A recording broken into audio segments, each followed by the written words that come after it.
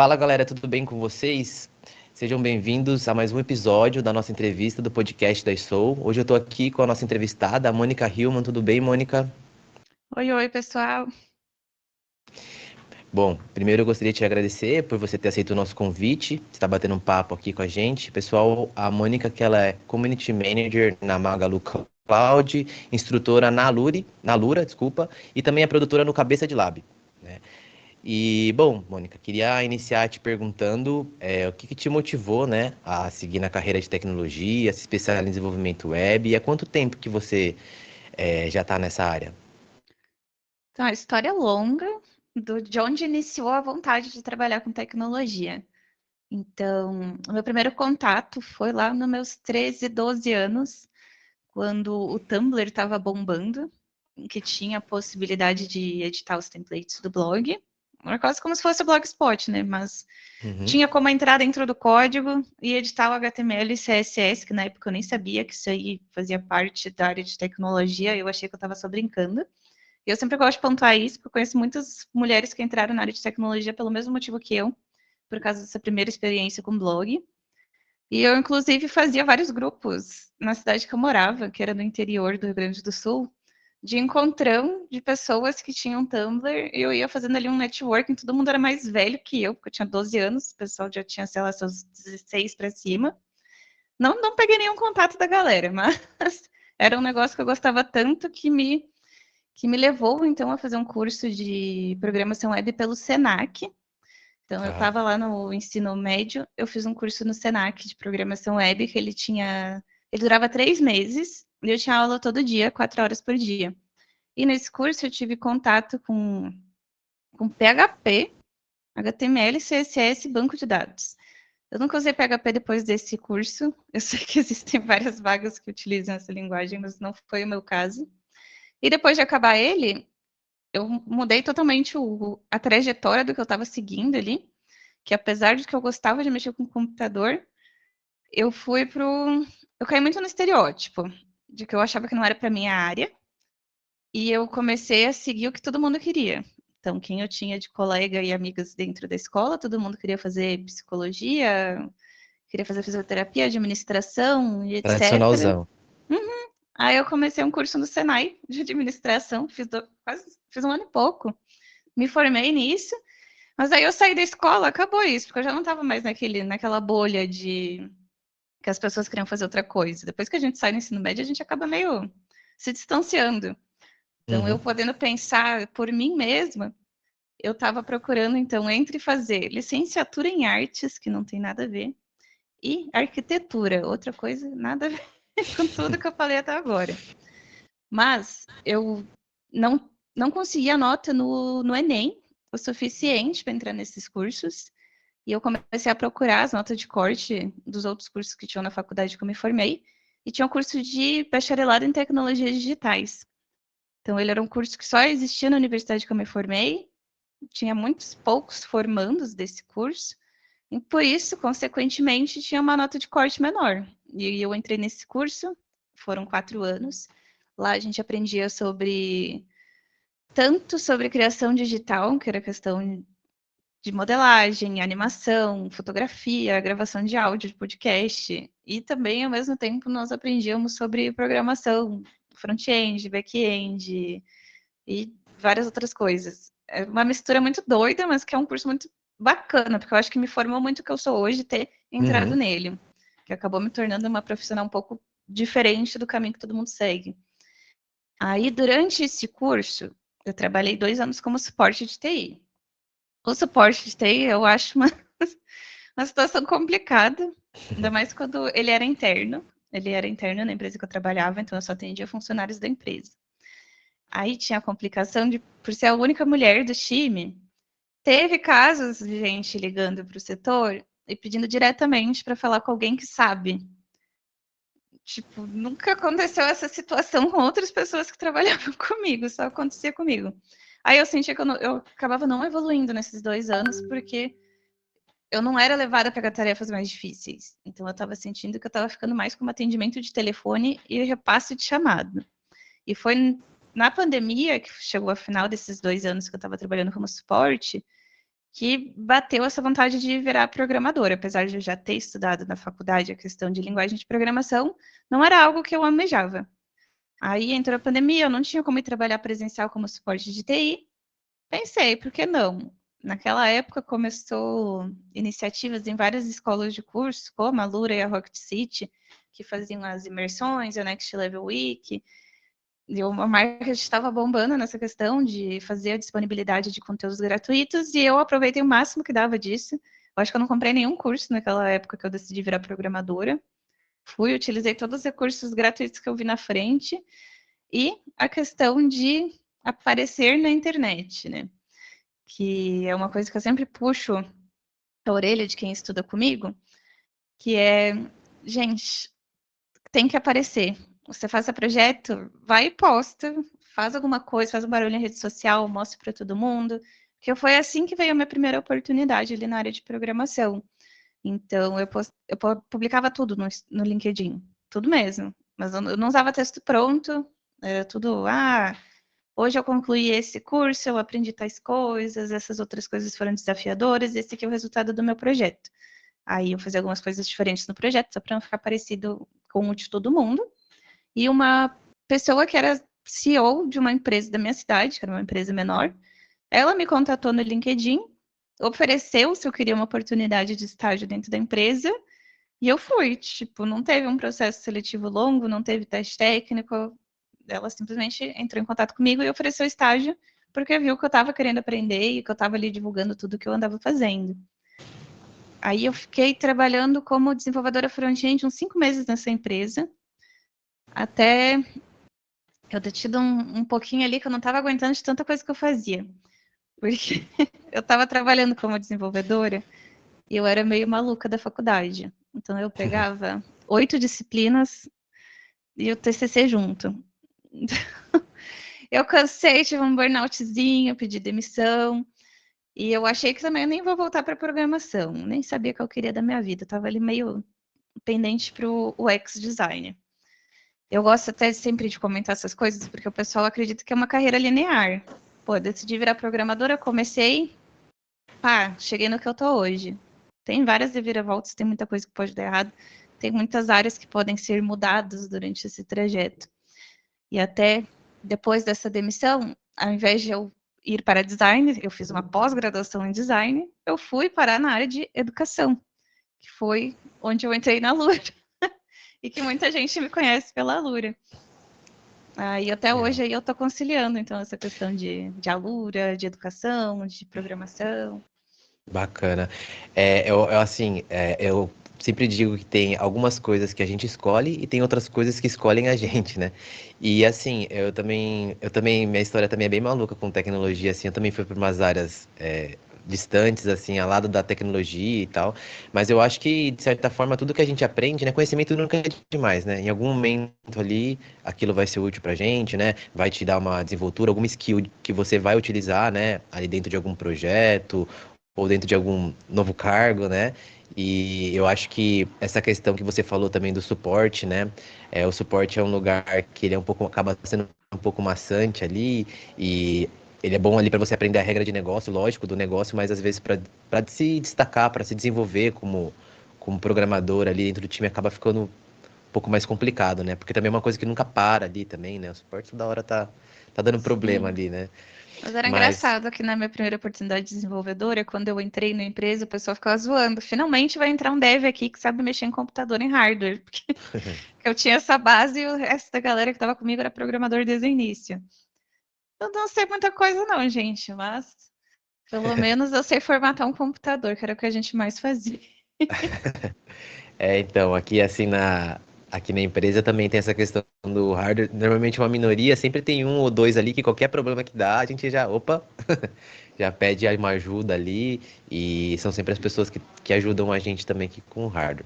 É sempre importante ter alguém no time assim, né? Focado, na verdade, e todo time tem que ter, né? Alguém mais focado em desenvolvimento, alguém mais focado em gerenciamento de banco de dados, em infra cloud, enfim. Mesmo que, né? A pessoa não faça aquilo sempre, mas quando precisar, ter ali uma pessoa disponível, né, para poder estar ajudando com conhecimento ali, enfim. Isso é muito bacana. E assim, você falou um pouco da sua jornada até chegar, né? Aí onde você está hoje, né? No Magalu Cloud, Eu na não Alura. falei tudo, não. Cheguei só até Não, a Lura. é Ainda verdade. tem caminho pela frente. E como é que foi depois disso? Você começou, teve essa oportunidade do Alura, e aí depois até você chegar no Magalu. Então, ainda foram mais algumas reviravoltas aí. Quando eu comecei na Lura, eu tava procurando emprego ali relacionado com programação. Eu nem, olha só como é que conecta as coisas. Quando eu comecei ali a aplicar para a universidade, eu estava tentando licenciatura em artes. E depois eu fui para uma área nada a ver. E no final eu cheguei na educação de qualquer jeito. E essa vaga da Lura foi engraçada, porque na época eles utilizavam o trampos.co, que é um site de vagas também. Ele não é tão grande quanto, por exemplo, a GUP da vida, mas a Lura botava todas as vagas lá dentro. E a vaga estava anunciada como instrutor de educação básica, então era para ensinar programação para criança. Eu nem sabia que a Lura tinha um braço que era só para crianças em si. Aí poucas pessoas se inscreveram nessa vaga. Não sei se também era questão de ser num site diferente, se era essa questão de dar aula para criança, mas o pessoal ficou meio receoso para aplicar e eu fui, porque o não eu já tenho, mandei o Claro. currículo e deu tudo certo, todos os processos da etapa lá. E eu fiquei um ano como monitora, então a vaga estava como instrutora, mas na realidade lá dentro eu trabalhei como monitora. Então eu auxiliava no fórum e quando acontecia alguns eventos. E todo o escopo do meu trabalho era no projeto da Lura Start, que é o projeto que hoje ele é focado nas escolas. Então a Lura tem um contrato com o governo do Paraná, por exemplo, de São Paulo. Tem muitas escolas que têm acesso gratuito a trilhas específicas dentro da plataforma. Então a galera já está saindo do ensino médio, do ensino fundamental, sabendo pelo menos o pensamento computacional. E Uhum. foi um ano atuando nessa frente. Depois, aí rolou uma promoção, eu comecei a virar instrutora na escola de front-end, fiquei mais uns 2, 3 anos como CLT fazendo isso. Então, eu pegava assuntos que precisava regravar, ou era questão de sabemos que o mercado está pedindo, que não tem dentro da plataforma. Acontecia as gravações, a gente tem que fazer também a questão de atividades e etc. Até que chegou o ponto que eu queria mais. Quando a gente está dando aula, tem o risco de cair no limbo ali, que tu não consegue evoluir tecnicamente, porque os desafios acabam se repetindo demais. Eu acho que isso Uhum. acontece em qualquer profissão que você possa exercer. Se tu fica 5 anos atuando no mesmo projeto, vai chegar num momento que vai ficar maçante. Tá mais Eu, estagnada ali, né? isso é algo bem marcante do pessoal de programação, né? Porque a gente fala bastante que o pessoal fica pulando de empresa em empresa em tantos anos. Eu acredito que é bastante por causa disso. Porque meus Uhum. pais, por exemplo, ficaram 10 anos dentro de uma empresa, 20 anos dentro de uma empresa. E isso eu não vejo acontecer dentro da área de programação. Eu sei que existem casos, mas eu acho mais raro. Aí, estava com isso na cabeça, queria voltar a ser desenvolvedora para conseguir, então, me atualizar tecnicamente.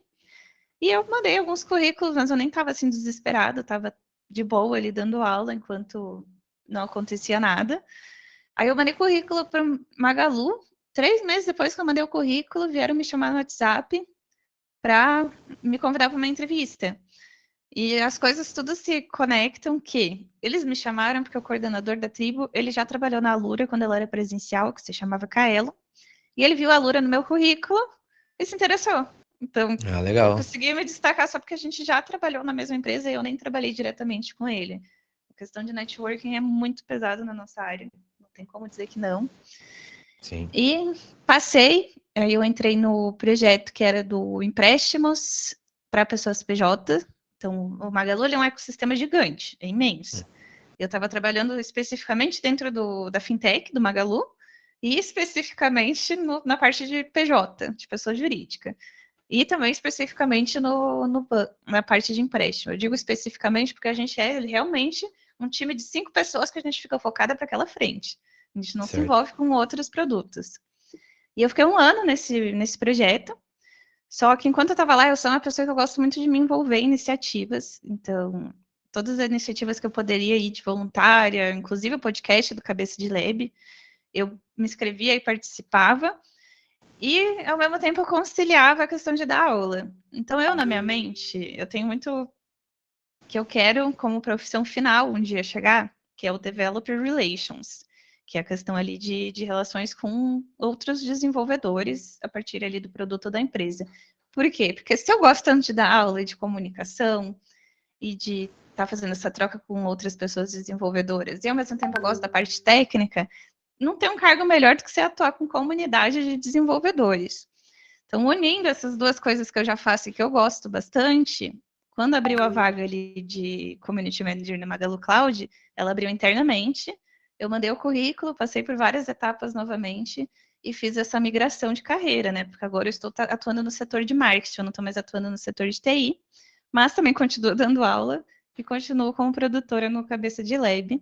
E se alguém não conhece, o Cabeça de Lab ele é um podcast do Luiza Labs, que é o braço de tecnologia do Magalu. Então a gente também faz vários podcasts e episódios sobre a tecnologia utilizada internamente dentro do ecossistema inteiro. Muito bacana tudo isso. E a gente não pode deixar de perguntar, né? Como que você faz para lidar com todas as suas, né? Você, em off aqui a gente estava conversando que são poucas horas no dia aí para conseguir, mas que de certa forma você é uma mistura aí de útil com agradável, você leva o seu hobby a sério, né? Que é a sua profissão. Isso, eu estava comentando antes que a questão que é um dia longo de trabalho, porque para dar conta de tudo isso, eu não posso simplesmente trabalhar minhas 8 horas CLT, sair do computador e fazer outras coisas. Então, durante a semana, é bem regrado, eu trabalho mais de 13 horas por dia, se for contar de segunda a sexta. Para mim é sagrado, final de semana eu não faço nada. Mas, pelo menos durante a semana, sempre tenho o que fazer. Como o CLT, eu acho que em qualquer empresa a gente precisa ter de dedicação exclusiva, eu não posso fazer as outras coisas durante meu horário de trabalho normal. Então é isso aí, vou até às 5h30, 5 horas no Magalu, e de noite eu fico focada nessas iniciativas de educação que eu atuo hoje, que seria a Lura, e hoje eu também estou atuando na Triple Ten, que é um bootcamp americano. E deixa eu te perguntar uma outra coisa. Você falou que você teve um contato ali, né, na sua época de programação com até o PHP, né, HTML, CSS. Você chegou a. Você tem uma linguagem predileta hoje? O que que A você. predileta que pagou minhas contas por tanto tempo, que é Com JavaScript, certeza. TypeScript. TypeScript, legal. E Node, chega para back-end, tudo faz tudo com JavaScript? Ou... Então, o meu foco nesses últimos vários anos, atuando com programação, sempre foi front-end.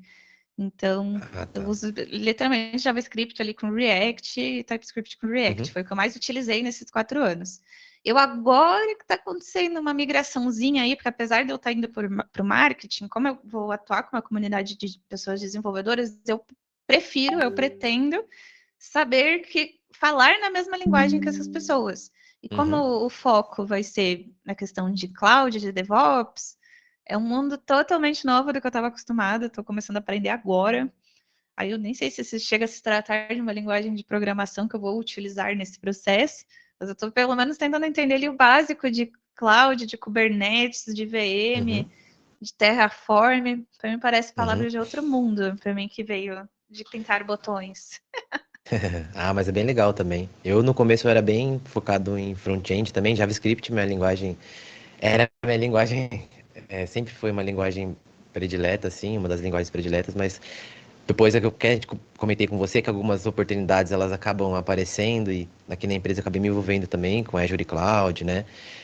Gerenciamento de banco de dados e depois bastante back-end também.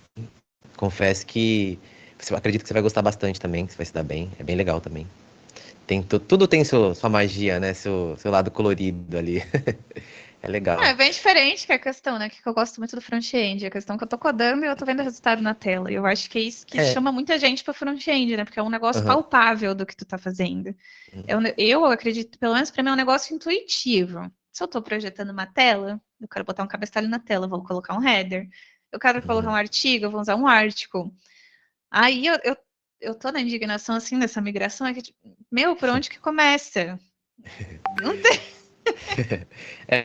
Assim, de certa forma, o que eu acho legal, por exemplo, na experiência que eu tive, e aí eu acho que é um pouco de questão de perfil também, de pessoas, assim, mas eu acho que esse lado que a gente, né, de quem é do front-end, esse lado criativo, pode parecer que não, mas ele ajuda bastante no back-end também. Essa questão de que quem faz front-end tem já mais aflorado, né? Vamos dizer assim. Então, eu acho que é uma coisa que ajuda bastante também. E. Eu comecei a aprender um pouco de back-end agora que eu tô nesse bootcamp americano, porque o bootcamp é de engenharia de software, então o pessoal que está se Uhum, formando é full stack. Então a gente aprende a fazer uma API. Aí eu compreendendo o que eu preciso para utilizar no front, facilitou muito em auxiliar os alunos na questão do back-end. Eu tive que aprender com eles ali os conceitos, uhum, mas a linguagem é a mesma, então a sintaxe é a mesma ali utilizando o Node. Tem algumas coisas também que chega a ser intuitivo. Se tu quer pegar uhum. alguma coisa, se tu quer pegar algum erro, se tu quer tratar um erro. Também, se tu fizer a tradução do termo em inglês, tu consegue já entender onde coloca as coisas. Sim. Aí isso até fez um estalo, porque eu era uma pessoa que eu tinha muita dificuldade, por exemplo, aí na faculdade, fazer uma programação com orientação a objetos, a disciplina, que aí botava Java. Totalmente diferente do escopo do que eu era acostumada. Para mim, nossa, foi anos para conseguir engolir o conceito de orientação a objetos. Eu acho até engraçado, porque tem pessoas que é muito fácil, que pega assim É culpa do de Java, primeira. isso. Java na Aí a faculdade gente também está foi tenso. aprendendo orientação a objeto com JavaScript nesse bootcamp.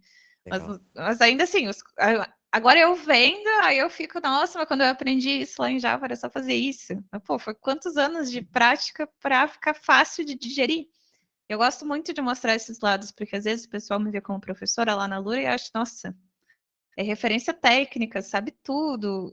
Gente, eu também tenho conceitos que eu fico me quebrando a cabeça por muito tempo para Sim, entender. Às vezes é o nosso processo, é o nosso processo. A gente chega lá no final, mas não tem como mensurar. Tem muita gente que pergunta: se eu estudar 8 horas por dia em 4 meses eu estou preparado?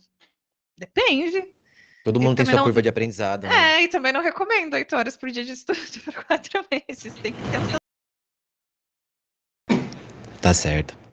E uma coisa que eu queria te perguntar, como você tocou nesse assunto, é a respeito das dificuldades, né?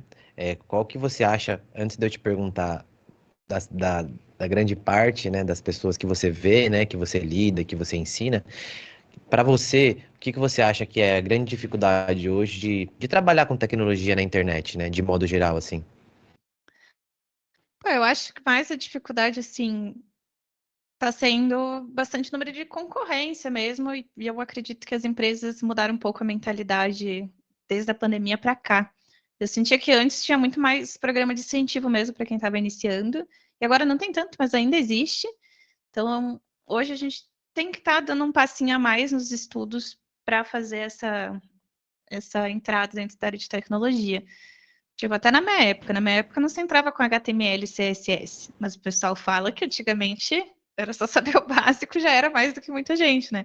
Hoje, com a Uhum, facilidade no acesso a essas informações, a gente acaba precisando ter um leque maior do que falar nas entrevistas. E até a questão, né, de networking, de soft skill, não dá para não se mostrar, não ir conversar com as pessoas. Quando eu falo de se mostrar, muita gente acha que eu estou falando para todo mundo virar blogueiro. Não é isso. É uhum, realmente conhecer pessoas. E ainda mais se você vem de um background que você não conhece pessoas que trabalham na área de TI. Eu não tinha ninguém no meu círculo de amizades quando eu comecei na área. Eu tinha meu irmão se formou no mesmo curso que eu, ele se formou em bacharelado em tecnologias digitais, mas ele trabalha com redes. Ele trabalha na Orquídea Alimentos. Aí não é nenhuma área que eu ia também para fazer um networking ali, uhum, pelo menos familiar. Então, eu uhum. acho que a maior dificuldade está sendo nisso. E tem alguns conceitos que o pessoal tem mais dificuldade de entender, mas eu acho que é um negócio que vai desde novo. Essa questão da gente não ter tido contato tão próximo com tecnologia desde o início. Que nem hoje, a Concordo. gente tem essas iniciativas de ter pensamento computacional dentro das escolas. O cara que vai se formar no ensino médio daqui a 5 anos, ele não vai ter a mesma mentalidade do que a gente que se formou 7 anos atrás. Uhum. Então, eu acredito que esse processo para ele vai ser mais fácil. E ainda bem, né? Sim. Com certeza, tá? E todo dia surgem coisas novas também, né? Mas assim, acho que é legal a gente deixar isso fixado na conversa para o pessoal que tá ouvindo a gente. Na sua opinião, então, que você ter um portfólio, você manter as suas redes sociais ali de certa forma, seja o LinkedIn, sempre bem atualizadas, postar os projetos no GitHub, tá sempre comentando das tecnologias que você está estudando, que você está fazendo os projetos. Com certeza isso já vai te deixar na frente de muitas pessoas. Você acredita isso também? Sim, pelo menos assim, de alunos meus que são próximos, que eu tenho alguns alunos que a gente acaba esbarrando bastante em eventos online e você acaba ficando mais próximo. Uhum, Nossa, eu acho que 90% dos meus alunos que conseguiram essa entrada no mercado um pouco mais rápido foi por essa questão de networking. Networking e mostrar o que estava fazendo. E as pessoas eram boas tecnicamente mesmo. Por exemplo, tiveram aula comigo de HTML e CSS. Pô, daqui 3, 4 meses a pessoa está publicando um projeto no LinkedIn com coisa que nem eu sei. Então a pessoa foi atrás muito além. E ao uhum. mesmo tempo fazendo essas Proatividade ali, né? amizades. Aham, sair do que o curso está mostrando. O curso é Aham, bom. É bom ter alguém que te mostre o caminho das pedras, mas tem que sair do que o isso. curso está mostrando. Acho que essa mentoria também no começo, principalmente, é o empurrãozinho, né? Vamos falar a verdade. Aquele empurrãozinho que a pessoa precisa para abrir os olhos e ver que o mundo é gigante, né? O mundo da programação, da tecnologia é muito grande, né? E você falou uma palavra-chave que eu acho que é comitante com proatividade, que são as skills, né?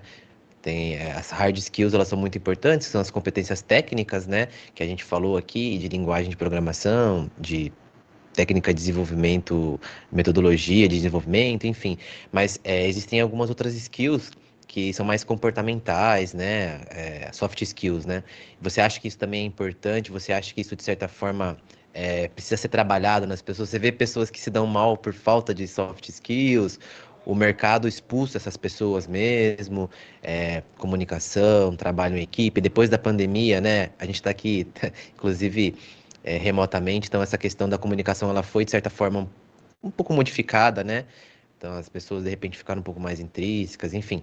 Você acha que isso é algo que deve ser trabalhado? As empresas, o mercado de trabalho tem levado isso em consideração? Eu acho que tem. Eu já vi vários casos de pessoas que sabiam bastante tecnicamente, mas não avançaram tanto nos processos seletivos porque não parecia uma pessoa que conseguiria trabalhar com aquela equipe que já é existente. Tipo, a pessoa não ia se encaixar lá. E às vezes são algumas skills assim básicas de comunicação, questão de ter empatia, de gostar de trabalhar em equipe, de ter essa disponibilidade de ajudar outras pessoas se a pessoa precisar. Porque afinal é uma equipe, e ainda mais no remoto, as empresas cada vez mais influenciam as pessoas a se comunicar entre si, não é simplesmente pegar a task, desligar a ferramenta de comunicação e depois entregar daqui a 2 dias. Uhum. Então, tem que demonstrar essa questão. Eu não sei nem se existe uma palavra de soft skill para definir isso, mas eu acho que uma super importante é essa questão de aceitar que você não sabe tudo. Porque tem gente que muito que se sabota por causa disso. Dessa questão, pô, não vou nem mandar currículo porque eu não sei 70% da vaga, só sei 50%.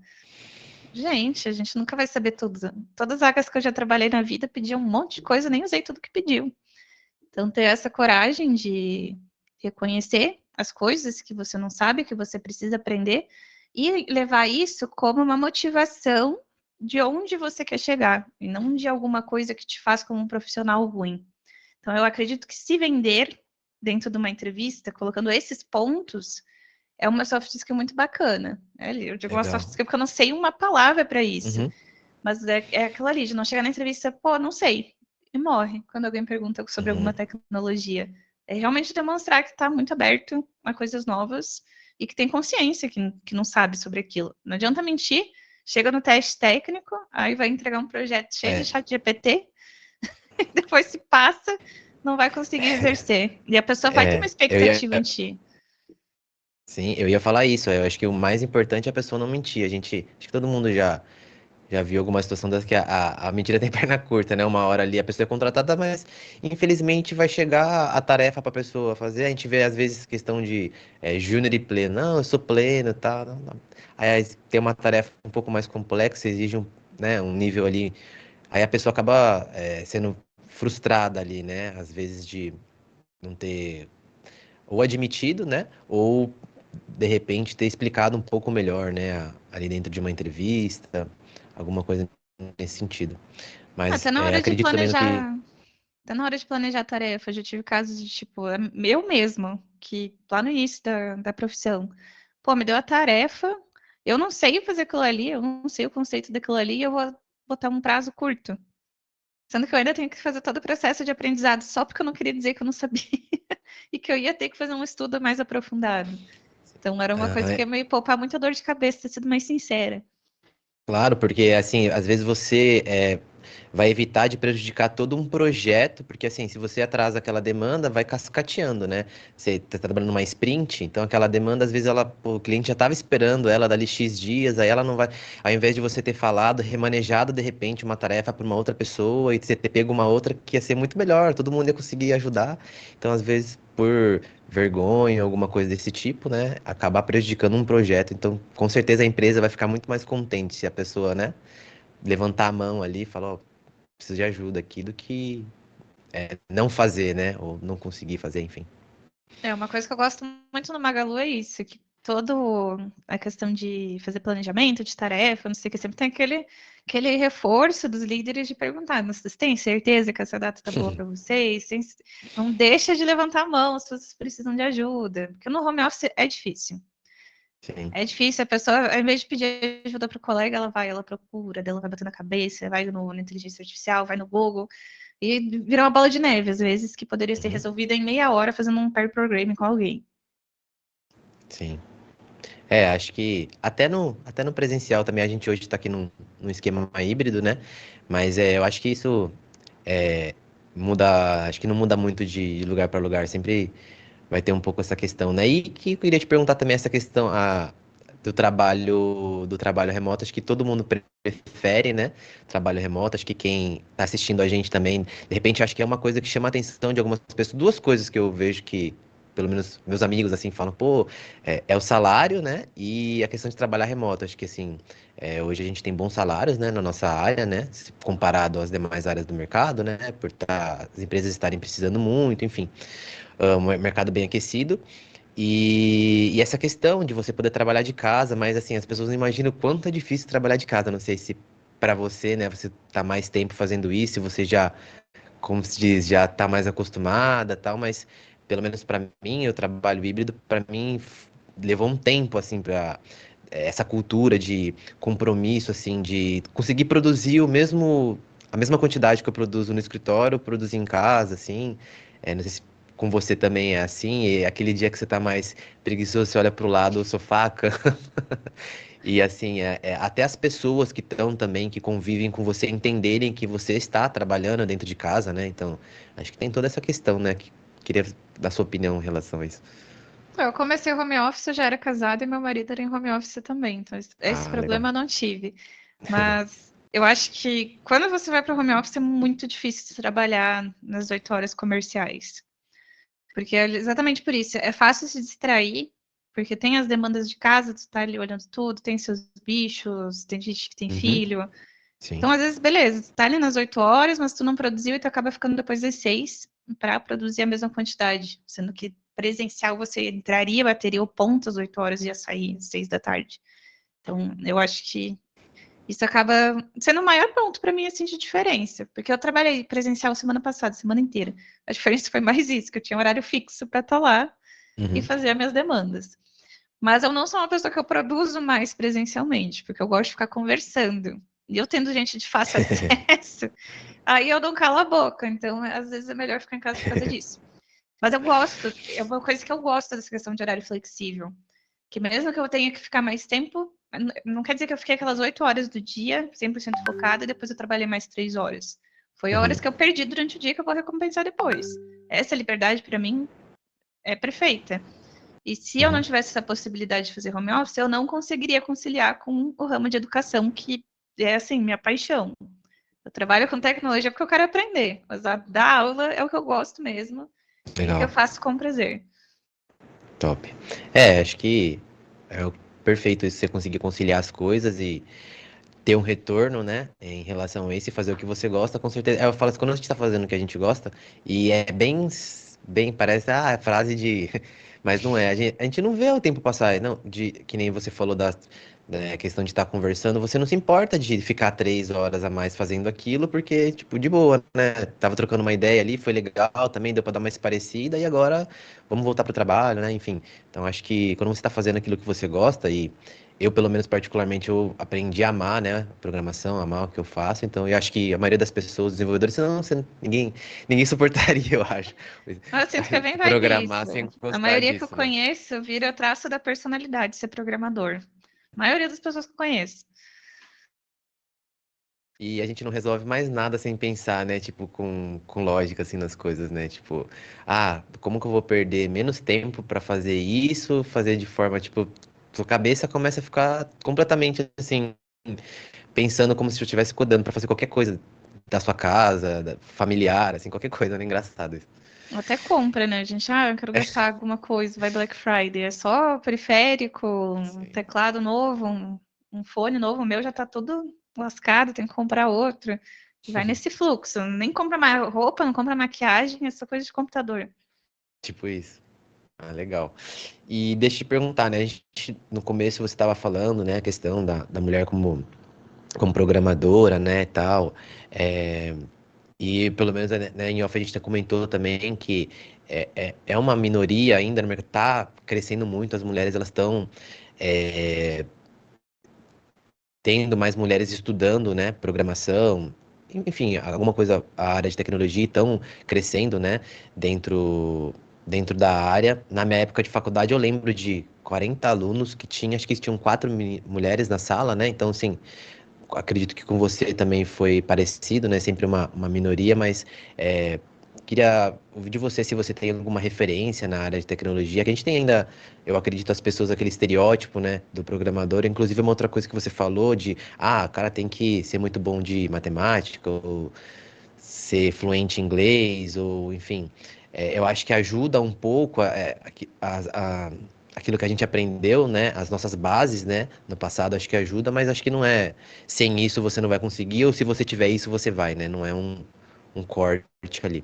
Mas em relação à referência, você, na área de tecnologia hoje, tem algum nome, alguma empresa, alguma pessoa que é uma referência para você? Então, de referência, eu tenho a Julia Bourdignon, que é a Space Coding, porque até por ter uma proximidade, né? A gente está em vários programas, tipo da Lura, que a gente tem um contato direto. Eu acho muito bacana que ela é uma mulher jovem, ela não tem esse estereótipo de que as pessoas pensam de pessoas de TI, pelo menos de aparência e de gostos. E, pô, a menina, ela veio do interior do Rio Grande do Sul, ela tem mestrado, ela é sênior em back-end, ela cria Super técnica. conteúdo muito bonito. Ela tá em todos os eventos palestrando. Tipo, pô, é onde eu quero estar Uhum. daqui a um tempo, sabe? Aí, para mim, hoje ela, para mim, assim como mulher e como profissional, é onde eu quero chegar um dia. Que legal. Acho que é importante a gente ter referências e com certeza ter uma referência é, de mulheres também na tecnologia, assim como a gente tem também de homens, né? Acho que isso é importante para a gente cada vez ter mais pessoas, né? Acho que esse podcast, você está vindo aqui hoje, né? Como entrevistada, outras mulheres vão estar olhando, de repente, vão estar te adicionando lá no Instagram, vão estar querendo participar, conhecer de repente através de você, começa aí a ter seus primeiros códigos aí, né? Então acho que isso é muito bacana. E você até respondeu uma coisa que eu ia te perguntar, que é o legado, né, que você queria deixar na área de tecnologia. Eu acho que é um pouco do que você já falou, né, de ser uma referência, né, uma mulher, né, que seja referência, né, e futuramente, acho que já é, né, e futuramente mais ainda na área de tecnologia, isso é muito bacana. Esse é o E sonho. Então, eu tenho vários alunos tipo, de front-end. Só que front-end, eu vejo que já aumenta ali o número de participação feminina. Agora eu tô indo numa área legal. totalmente nova, que eu também tô tentando fazer um networking aí com um número maior de pessoas que se identificam com o sexo feminino, pelo menos pelo LinkedIn, que trabalha com SRE, Kubernetes, Uhum. DevOps, Cloud. Mas também eu sinto que a maioria é homem. Eu fui trabalhar presencial, quem eu via que era mulher, a maioria era Product Manager e Product Owner. A parte de pessoas mais de desenvolvimento dessa área, eu achei uma participação maior de homem. Então também já é uma área que eu quero ali levar mais pessoas, mais Sim. mulheres. E de certa forma você pode ser, por que não, a referência aí que a gente tenha em relação a isso de mulher, né? Furar essa bolha aí, e de repente a partir de você terem mais, né? Mulheres focadas aí, aquele back-end pesadão mesmo, assim, né? Então, te desejo com certeza toda sorte, tenho certeza que vai dar muito certo, assim, da mesma forma que já deu com o front-end, que é uma pergunta que eu queria te fazer aqui, né? Que hoje você tem o seu Instagram também, além de, dos seus trabalhos, né? Na Magalu e no Alura, você também, eu vi que você faz alguns posts também no seu Instagram pessoal, né? E queria que você falasse um pouco sobre isso. Isso foi algo mais recente? Isso já é antes já desses trabalhos? Você é bem ativa ali? E como que é isso? Você, como que te deu essa ideia, assim, de falar, eu já gosto de fazer isso, eu vou fazer isso também no meu Instagram? Como que foi isso? Ah, foi basicamente isso, mas faz um ano que eu tô investindo, assim, tipo, publicar mais vezes. É complicado, Uhum, porque eu achei que era mais fácil, eu achei que era só gravar a câmera e falar. Mas tá sozinho, né, na rede social, você tem que pegar a pauta, você tem que fazer o roteiro, você tem que editar. Aí começa a ficar um pouco mais complicado fazendo tantas coisas durante o dia, então eu não publico tanto quanto eu queria. Mas a intenção era, eu já tenho tantos alunos que me conhecem da Alura, eu tenho acho que mais de 250 mil matrículas, eu queria levar trechinhos de conhecimento para o Instagram de uhum, forma gratuita. Eu estou legal. tentando. De certa forma também é devolver para a sociedade um pouco, né? Sim. É, a gente, assim, educação é paixão, não tem como fazer tudo de graça, porque o professor precisa de salário, né? Mas essas Claro. pílulas, assim, seria na intenção de, pô, eu sei que não é todo mundo que tem condição de pagar um curso. Quando eu entrei na área, eu até comentei no início do podcast que eu não paguei nenhum curso antes de eu entrar na área de tecnologia. Só depois disso que eu comecei a fazer investimento. Então, Uhum, eu sei a realidade que as pessoas podem ter, porque eu também vim de uma realidade que eu não tinha condição. Então, eu sim. sou super a favor desses conteúdos gratuitos. E é legal até para pessoa, assim, volto a dizer, eu acho que programação é para qualquer um, qualquer pessoa pode ser programador, mas muitas vezes a pessoa não vai gostar mesmo, assim, né?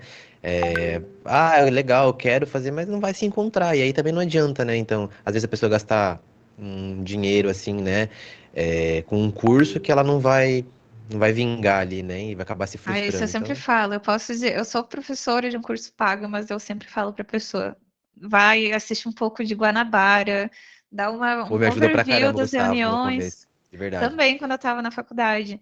Pô, pega de graça ali, faz qualquer coisa de graça antes de investir, para Uhum, ver se é o que você quer. Porque às vezes a pessoa ela vem com o brilho no olho por causa do dinheiro mesmo, não porque ela se interessa sim. na área. E eu Uhum. acho que viver por dinheiro em algo que tu não suporta é um negócio muito complicado. O dinheiro é uma consequência, né? Não pode ser o motivo principal. Pelo menos na minha opinião, não deveria ser. Eu penso a mesma coisa, tem várias áreas que Ah, eu fico hoje em dia que, nossa, eu ia ser muito triste trabalhando naquilo. Mas sim, que eu tenho pessoas que trabalham naquilo e amam. sim. E deixa eu te perguntar uma coisa. Você também tem visto, a gente, na verdade, né? A gente falou aqui no começo, né? Até aqui, que a tecnologia, ela tá em constante evolução, né? Ela tá sempre mudando, sempre. A gente nunca pode parar de estudar. Acho que isso que é bom também do professor, né? Que sempre vai ter conteúdo para ele ensinar ali, porque às vezes até uma coisa que a gente já faz hoje, ela muda e tem um jeito melhor, que otimiza, para você fazer mais rápido, enfim. A gente tem que estar sempre tentando estar por dentro das coisas, até para não ser surpreendido, né? De repente, numa aula, você está dando uma aula que ficou já obsoleta ali, né? Alguma tecnologia, enfim. Mas Vixe, que esses 3 anos eu tive que regravar tanta coisa, que mudou alguma coisa. Ainda mais quando é React, nossa. Esse atualiza ano os pacotes. até mudou que todo mundo usava o CRA, que era o Create React App, aí todo mundo migrou para o Vite. Aí, pô, tem várias formações Uhum. utilizando CRA. Aí tem que É, regravar tudo. entendi. É, tecnologia tem disso, né? E eu queria te perguntar o que que você acha, assim, que hoje tá de tecnologia mais falado, que de repente. Tem muita coisa, né? Mas que você vê que para um futuro aí próximo, com certeza é uma tendência forte, que o mercado vai estar precisando. De repente a pessoa já tem o básico, né? Então a gente falou aqui muito de HTML, CSS, né? JavaScript, PHP, banco de dados. A pessoa já sabe de repente programar, já ali é um júnior já. O que que você acha que, poxa, fica de olho nisso daqui que é uma tendência, de repente uma linguagem, um conceito? O que que você acha que vem forte Sem querer puxar a sardinha, mas eu aí? acredito que o futuro dos estudos em tecnologia ele envolve um cloud e suas tecnologias relacionadas.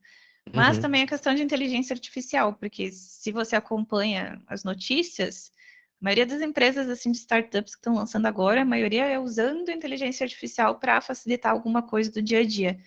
Então, eu acredito sim que no futuro é alguns assuntos que vão dominar. Integrar com tecnologia, de repente conceitos de raspagem de dados, porque hoje essa questão da informação vem muito forte também, né? De você tomada de decisão através de relatórios, enfim. Essa parte também está bem em ascensão, né? Sim. E assim, a gente tá chegando ao fim aqui. Queria mais uma vez te agradecer, Mônica, por você ter topado o convite, conversar com a gente. Acredito que bastante coisa que a gente falou aqui abriu a cabeça do pessoal que vai estar escutando a gente, né? Essa gravação vai ficar para o final de ano, né? São duas datas ali. Nosso podcast é sempre segunda-feira, às 16 horas. O pessoal que acompanha a gente já sabe disso. Ia ficar duas datas um pouco complicadas ali, dia 23 e dia 30, né? Essa nossa gravação vai estar acontecendo no dia 23. Então, vai ser praticamente aí uma live de Natal, vamos dizer assim. Queria te agradecer por você ter batido esse papo com a gente aí. Acredito que o pessoal também tenha gostado bastante, vai gostar bastante. E queria te fazer algumas últimas perguntas rápidas aqui. Acredito que, inclusive, a primeira eu já saiba a resposta, mas mesmo assim, front-end ou back-end? Front-end. Front-end, apesar de cloud agora está sendo uma coisa estudada por você, front-end ainda é o seu predileto, né? Daqui a um ano pode ser que mude, mas por É, enquanto ainda é eu front. mudei. Um erro que todo programador comete, o programador e você também já cometeu. Pular a base e ir direto pro framework. Eu Essa achei é a que você ia história falar o do meu ponto e primeiro vírgula, mas emprego. essa é muito real. Essa é muito real. A pessoa vou mexer com Laravel. Pô, a pessoa não sabe nem como que o PHP funciona, já vai mexer com. Tipo assim, pelo menos é a impressão que eu tenho, né? Quando você aprende o framework, assim, te dá. Não sei, pode ser impressão, mas te dá a ideia de que você sabe fazer aquilo, mas você não sabe muito o que está acontecendo por trás daquilo. Tipo, eu coloco um comando, uma seta e fazer, mas ela não sabe que aquilo está transformando uma query que vai para o banco de dados e tal, e O dá um problema é quando select no dá o banco, sei lá. erro, que aí você É, não sabe a base e como resolver aquele erro. Situações perfeito. que já passei várias vezes. Padrão. E se você pudesse aprender uma habilidade nova, uma coisa instantânea, o que você aprenderia? Ai, gente, eu tô no nível aqui que eu tô perdidaça e tentando aprender cloud. Então, se eu pudesse hoje, magicamente, resolver todo o assunto, eu queria. Que legal. Mas com certeza você está estudando daqui, de repente, uma próxima conversa, essa resposta já vai ser outra, não vai ser mais Sim, sim. cloud. Que Querer legal. aprender assim por osmose, todo mundo quer, mas tem um trajetório aí. Não, mas eu falo que a gente só aprende na vida de duas formas. Acho que o pessoal já cansou de me ouvir isso aqui. É repetição ou susto, né? E repetição é muito melhor do que susto. Você É, aprender as coisas quando dá ruim é horrível, assim, porque eu é tenho um muita coisa trauma, que eu né? aprendi apanhando, mas é melhor aprender a repetir. Tá, concordo. Mônica, obrigado por você ter batido esse papo com a gente. Galera, obrigado por nos acompanhar até aqui. Como eu disse, toda segunda-feira a gente está aqui com uma pessoa da área de tecnologia, como a Mônica estava aqui com a gente hoje conversando, às 16 horas. Conto sempre com a presença de vocês. Se vocês gostaram do nosso vídeo, curte o nosso vídeo, compartilha com os amigos de vocês e deixa seu comentário aqui, ok? Tudo de bom e até uma próxima. Valeu! Valeu!